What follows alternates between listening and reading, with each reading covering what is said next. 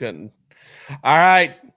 Welcome. It's DawgsHQ in the morning. Rusty, we got a lot to talk about. We're going to talk transfer portal additions, subtractions, Orange Bowl, maybe sneak in a little bit of National Signing Day since, I don't know if we've had a chance to really dig into it and talk with you, since all of that went down.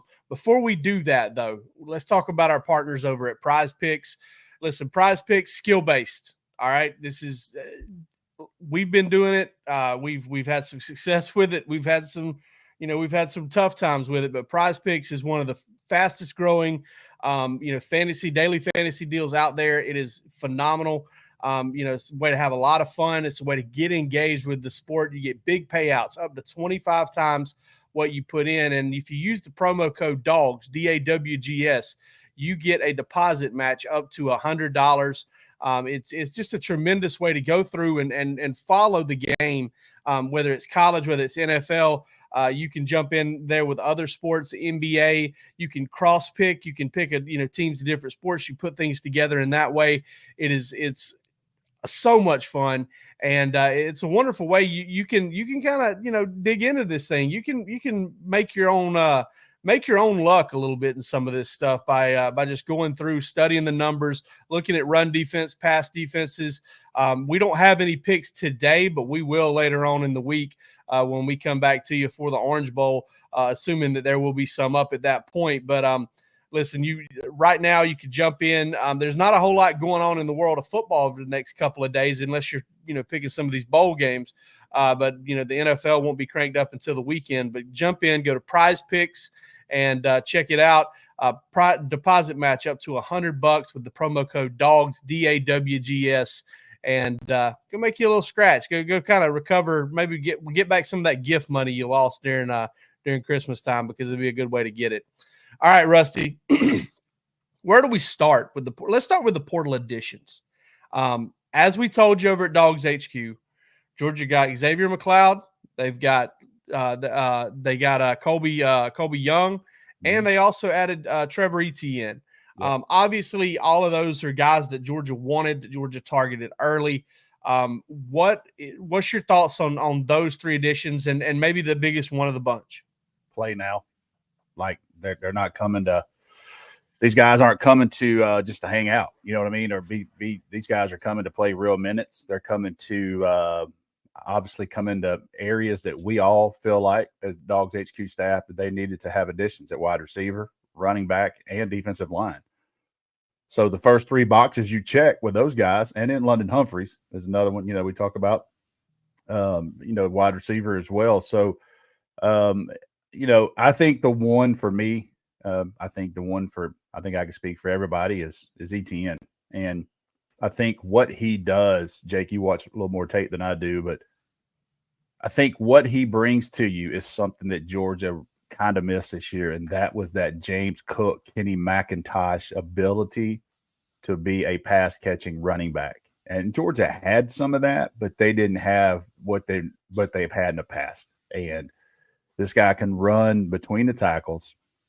The first thing you notice about him is how many people bounce off of him, and that tells you this dude's put together. And a lot of guys, he breaks a lot of tackles from that 3-yard to 8-yard gain, which is a big deal. And then the ability to catch the ball in the backfield. I think that that is going to be such a big weapon for Carson Beck as they go forward next year.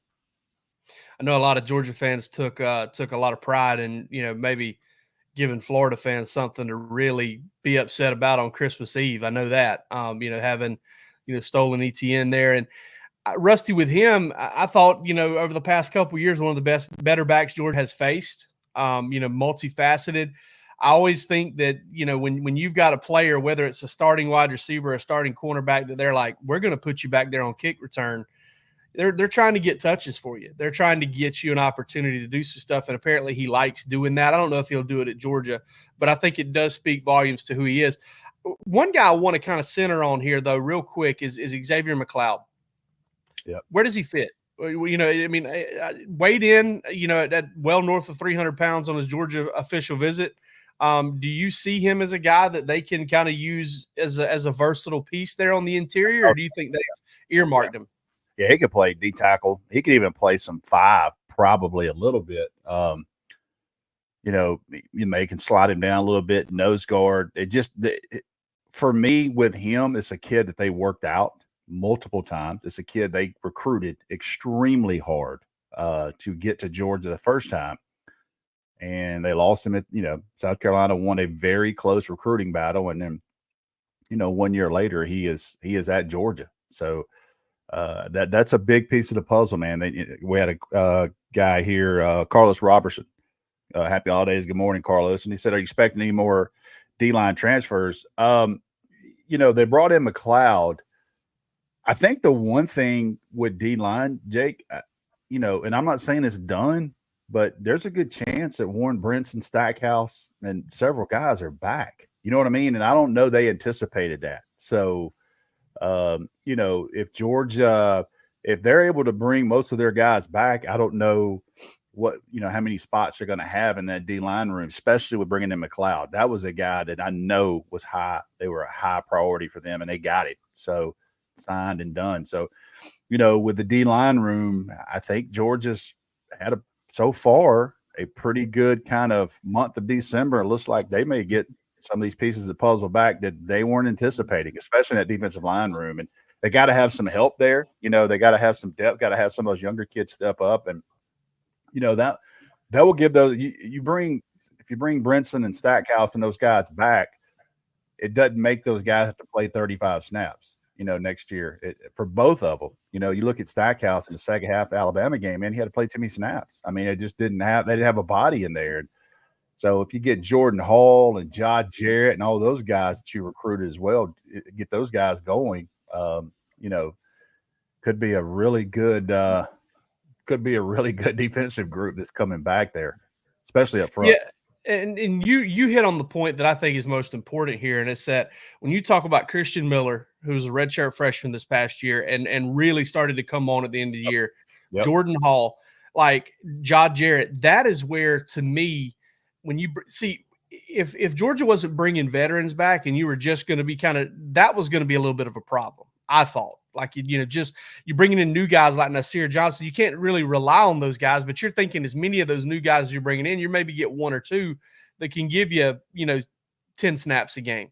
But the biggest improvement that's going to come with Georgia's defensive line is from Jordan Hall and from Christian Miller and from maybe John Jarrett joining the fold and getting in there and taking more snaps. I mean, maybe Jordan Hall goes from a probably averaging 6 to 7 snaps a game this year to maybe a 15 to 20 guy with a ton of talent, former 5-star prospect. But I think we agree on this, Rusty. The right guy enters the portal, they're going to figure out a way to get him. If a big-time nose tackle jumps in, that we know is an anchor right there in that middle, Georgia's absolutely going to take a big swing. Georgia, Alabama, Ohio State. If a 6'6", 340-pound, 350-pound athletic dude went in, I don't even know what that person would bring right now, because they're just hard to find. And Georgia had, they had Jordan Davis and they had these guys, and they're just hard to find. That's the reason why they're first round draft picks. You know what I mean? It didn't happen too often. And big human beings, man, big human beings. And I'll share this. I remember, I think I've written this a couple of times before, but I ran into Trey Scott at a Nike coaching clinic in Atlanta. Glazer, one of those coaching clinics. And Trey Scott has never said one word to me ever about a ranking. And I'm telling you right now, the man looked me right in the eye and said, I'm telling you right now, Jordan Davis is a hell of a lot better than a 3-star. And I'll never forget that, But here's the thing. Trey Scott worked him out as a sophomore when he was at North Carolina. So he had an early eval on him. If you remember, when he came to Georgia, that was a priority for him to get that kid. And those are hard to find, man. A guy didn't come out of his hips and explode and run and do all those things, and then you take a personality. It's just hard to find. But to answer your question, one of those come in, somebody's going to be a priority, because Alabama and Georgia, everybody's looking for one of those. Yeah, not only is Georgia going to go after him, they're going to have to go after him and fight. Paul Derlinger has a comment here. It seems like UGA has fine-tuned its NIL approach. Do you think they'll be more aggressive going forward? I mean, I don't think Georgia's changed a whole lot as far as its NIL approach. I mean, Georgia, Kirby has preached sustainability the whole time, just signed the #1 class, had the #1 class while a lot of folks were kind of, belaboring the whole, NIL approach. And Georgia's going to do it the way Kirby's going to be hard-headed as far as that goes. That's just the way it's going to go. And, for better or for worse, I think if at some point it starts to maybe get away from them, yeah, but when you're landing #1 classes and high school. high school class, you're getting big #1 high school classes, and then also getting some top priority targets out of the transfer portal. They are huge there.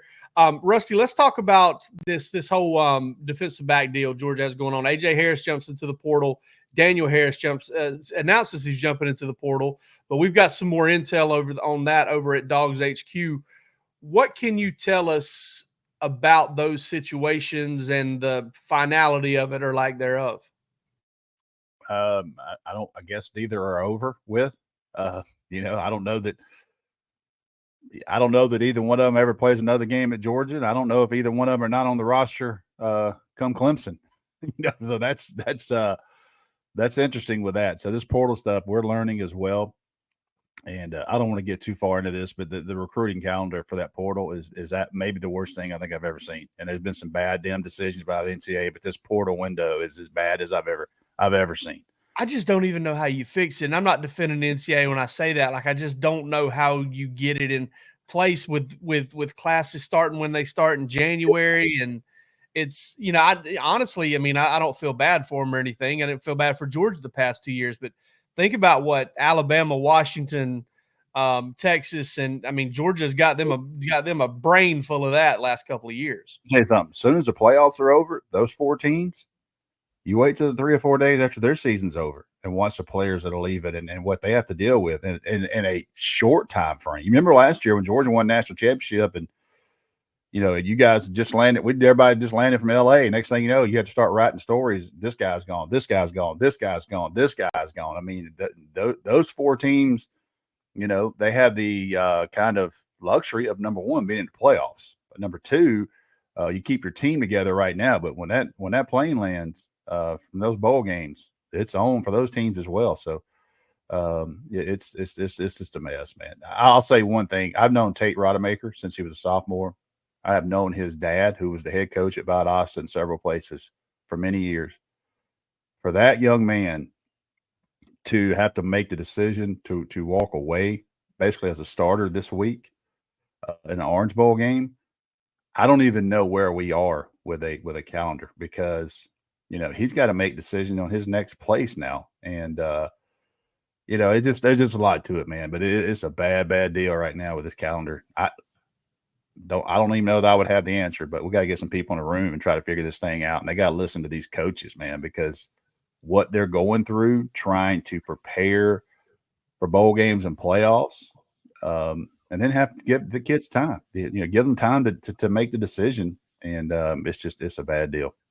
Yeah. It's just, it's that ripple effect from not being more proactive on the transfer portal, not being more proactive on NIL. And, you're trying to hold to your guns about these kids being student athletes. And most of them would be better served to take their time in the transfer portal and skip spring semester. But hey, you can't do that. You need to be in with your new team in the spring and do all that. Speaking, one thing I do want to get to right here, Matthew, I do not want to, butcher your last name, Matthew Warreniki. Matthew W. Matthew Dub. What's with all the DBs leaving? Listen, man, that's a position where you recruit a lot of guys. You've got a lot of guys on the roster, and the path of least resistance. Sometimes it makes sense, and when you've got a chance to go get on the field somewhere else, you've got to think about that. Now with that said, you're looking at a guy like Nyland Green, who spent 3 years at Georgia. He's going to Purdue. He's probably going to get a chance to start. Hey, the NFL sends scouts to Purdue games and practices too, and he's going to try and go get some snaps under his belt. Look at Tresman Marshall last year at inside linebacker. He played, he was dinged up some, but he played right around 200 snaps for Georgia at inside linebacker. A key piece, right? He goes to Alabama this year, and he's got one game at least, and maybe 2 games left, and he's already played right at 400 snaps. He doubled his snap count. He gave himself a chance to go do something. And all of these guys kind of have to live by that. They have to get snaps under their belt, and that's how DB works. Yep. Paul W. here, thoughts on Ladd? I think we've been pretty consistent on DawgsHQ. We would both lean that he's going pro, but that's not a definite yet. We'll see where it goes as far as that. I still get texts about Brock Bowers, and you guys will have an answer. I fully expect Brock Bowers to be in Miami. I fully expect him to be on that plane tonight. Now, what he does this week, Jake and Palmer will be all over that for DawgsHQ, and we'll certainly have a answer for that pretty quickly. But Brock Bowers, in my opinion, has played his last game at University of Georgia, or he will this week. And you certainly should just sit back and appreciate you had a guy like that for 3 years, because he is different and a 3-time All-American. You talking about rare company, really rare company. Yeah, 3 for 3 too. I mean, it's not the David Pollock 3 for 3. No. I mean, David Pollock 3-time All-American. No offense to him, but he did it in 4 years. Herschel and Brock have done it in 3, which is really impressive. Georgia on Ladd, Georgia's hoping, man, they get down here to Miami where me and Palmer are right now. We flew in last night. They're hoping Ladd gets down here and gets some real good Cuban food. Maybe gets excited about maybe possibly staying with the team and sticking around. But like you said, it does feel a little bit like that one might be leaning towards him going pro. But listen, I mean, the fact that he hasn't come out and said it, we'll say the same thing we said about him and same thing we said about Carson Beck. Until he feels good enough about it to come out and tell us, then it's still up in the air. And we've seen things. I mean, shoot, Cedric Van Pran interview with me and you talked about, hey, I was gone. And then I woke up one morning and I decided I wanted to be back. And I kind of went back and forth on it a little bit. So it can always change. What's the deadline like? January 15th? January 15th. Yeah. 15th. And some of these guys are going to push that out. And there's a lot we're waiting on. There is so much. I mean, Smile Munden is the only guy that we know for sure that has announced for a fact that he is definitely coming back. And, Georgia might get a surprise or two. And I say it's a surprise because I don't know. I really do not know. So, if you're a member over at DawgsHQ, don't take this over to the dog walk and say, Jake said somebody's coming back that we're going to be surprised by. I would be surprised by some of these guys coming back too, but there's a chance there might be some. There's some chance there might be some guys leave early that you wouldn't think it would enter the NFL draft. Only one guy on this entire roster has to go pro, and that is Tramel Walther. He is the only guy that has to play his final game as a Bulldog on December 30th. And then everybody else can come back, but they won't. And we know Georgia has to lose some guys to make room for that big time signing class. And Rusty, let's just hit on KJ Bolden here for a little bit. I mean, Georgia inks 27 prospects in a span of 4.5 hours. We drank from a fire hose over at DawgsHQ. It wasn't even like drinking water from a fire hose. It was like drinking motor oil from a fire hose. And then they add KJ Bolden after just a long, hard recruitment of one that really he could have created all the drama in the world throughout the football season and after he committed, but he didn't. Waited till the end, made the call. You were there. What was the vibe like there at Buford High School when that all went down? I walked in. I remember walking in, and Coach Applin, longtime coach there, known Coach App for a long time. I looked at him. I said, "Has it been a while?" He just shook his head. He said, "Go sit in the front row." And I was like, "Coach, I'm here." And we kind of started feeling, we talked about this, but kind of about 48 hours, out of National Signing Day. I was like, wait a minute. There's some real Georgia stuff going on. And also, I wrote a behind the scenes piece on some things that started adding up, specifically. I think with the text on December 8th, for me, I was like, this is for real. This is for real now. And I knew from the 8th on to pay attention.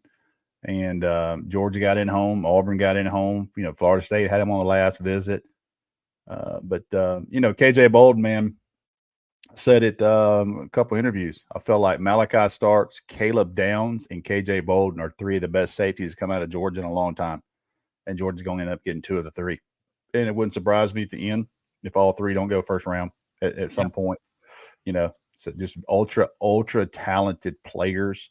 And I think KJ Bolden, he'll be in Georgia He's going to play in San Antonio in the All-American Bowl. And when he gets back from the All-American Bowl, he will start Georgia. And, they will start coaching him the minute he gets there, and hopes that this guy can help you quickly, and probably can. Yeah, absolutely. And man, the narrative was, I remember when he committed to Florida State this summer, that the narrative became, why can't Georgia land elite safeties? And now you look in the past 3 classes, they missed on Caleb Downs, right? I mean, they wanted him bad. That's Kirby's interaction with him after the game. I mean, you know how bad they wanted Caleb Downs. But last 3 classes, Malachi Starks, Jonell Aguero, and KJ Bolden. I think Georgia's doing pretty well with elite safeties now. It's funny how just that one thing can change. I'm not even calling anybody out when I say that. It does change that narrative a whole lot. Georgia kind of breaks through at Buford High School there and gets a big timer. Listen, I've been on KJ. I think he's different. I think he's more Malachi Starks in terms of his skill set than he is Caleb Downs. But ultimately, you get a guy that's going to be able to help you and do some special things for you in that secondary. He's one of those. I put a big premium on guys who can be as good as they want to be. And KJ is one of those guys, I think. And I said it whenever he committed to Florida State, and I'll say it again, really fantastic football player. And a guy that I hope Georgia fans actually get a chance to know over the next 3 years too, because, there was that whole, well, he's gone to Florida State and he got painted as a drama king and everything else. But I've never heard anything. I've only heard good things about the guy. And I'm sure he's going to – and the first thing he said when he started doing interviews was, hey, I know you guys want to talk. I just really want to get to work. I think he's just excited about kind of that next phase. Rusty, hit on one more thing since we're here in Miami and, trying to make it happen. Y'all are in Miami. We are in Fort Lauderdale. Palmer and I are in Fort Lauderdale. In rainy Northwest Georgia. So y'all hey, that drive to the airport last night was rough. There was a lot of best decision y'all have made, because I'm watching the news right now, and the airport looks like the last scene in Braveheart. So. Hey, that was the thinking behind it. Was, hey, let's travel out of here on the red eye Christmas night, sneak out here and dodge some of the problems. Now we were hungry when we got off the plane. We had a hard time finding something to eat on Christmas Day, but we it's me and Palmer. We found something. But I wanted to ask you, so the team is a lot of folks, I think maybe, and I was too, up until a few days ago, I was a little bit caught off on this. Can the players that have signed with Georgia, they can actually be with the team in Miami, right? They can travel too. There's something that allows that now, correct? Some of them. I don't know. I don't know the whole deal. Who last year Lawson Lucky did it. Okay. You guys will be able to see. The good thing is tonight, you guys are going to know. Yeah, you guys are going to know exactly who, what, when, and where. Who's there. So we'll find out tonight. I expect a few of them there, but I don't know exactly who, what, when, or where, who's down there. But the good thing is, when that plane lands tonight, you guys will know exactly who's down there. All right, Rusty, we got to mention one more partner before we let everybody go, and that's our folks over at Game Time. Game Time's been with us for a long time, and they've been that way because we love them, and they love us. GameTime.co, download the app. It is a seamless, beautiful experience. Like, listen, I'm trying to go see some Dave Chappelle down here at the Hard Rock while we're down here. I'm working on trying to find out which night I'm going, checking with some guys from other sites. I don't mind mentioning name. I'm trying to get BA to go with me, Brandon Adams. I want to see Dave live. I've always been a big fan and get some laughs, get some drinks. If you're going to be down here and you want to join, you want to join us, that's right there, gametime.co. Download the app, use the promo code DAWGS, DAWGS, and you can get $20 off your first order. Terms apply on that. I believe you have to meet a threshold as far as how much it actually costs. But get your Orange Bowl tickets too. There is a football game going on, and I'm not so sure. Florida State in some ways has got that memo. They are going to be very decimated by opt-outs in this game, and but get your tickets, get down there. This is a cool venue. I was down here in 2021, first time I ever saw Hard Rock Stadium. And I thought it was beautiful. Brought in the new year from down on the field after Georgia beat Michigan a couple years ago. So going over to Game Time, you download the app or go to gametime.co and use that promo code DAWGS, DAWGS, to get your tickets for the Orange Bowl, for any other sporting event, for a concert, for a show, go check it out, and you will not be disappointed. All right, Rusty, any parting thoughts as this week kind of goes on? I mean, Georgia's practicing. They may be practicing right this moment for all we know. We know they're practicing today in Athens. Yeah, and then they'll hop on a plane and they will get down here they're actually flying into Miami, which, it's crazy how spread out everything is down here. We'll have to go drive over and see that. But anything you want to, talk about real quick before that all happens? The last thing I'll say is Florida State's had a lot of opt-outs of their starters. They've had a lot of opt-out of their starters. But when you take the portal with the portal guys with Georgia, I'm interested to see who comes down there with more scholarship players.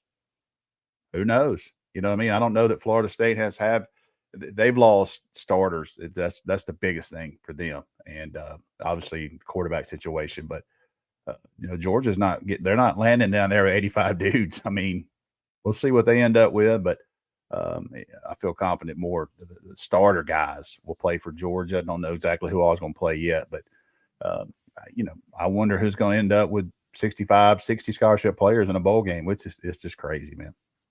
Yeah, but listen, it's football, and I very much enjoyed bowl season. I always do. Hunker down, enjoy all that, and a lot going on these next few days, and we'll get a chance to talk to assistant coaches, coordinators for the first time since August. That'll be fun. Talk to players. A lot of cool stuff comes out of bowl games. Hey, come on over to DawgsHQ and join us. Hit like and subscribe, like it says across the bottom right there. Join this channel. We'll be back with you for the next shows on at least the next 2 days and maybe more. But for this episode of the Georgia Show AM, I'm Jake Rose, Rusty Mansell. Y'all have a good one.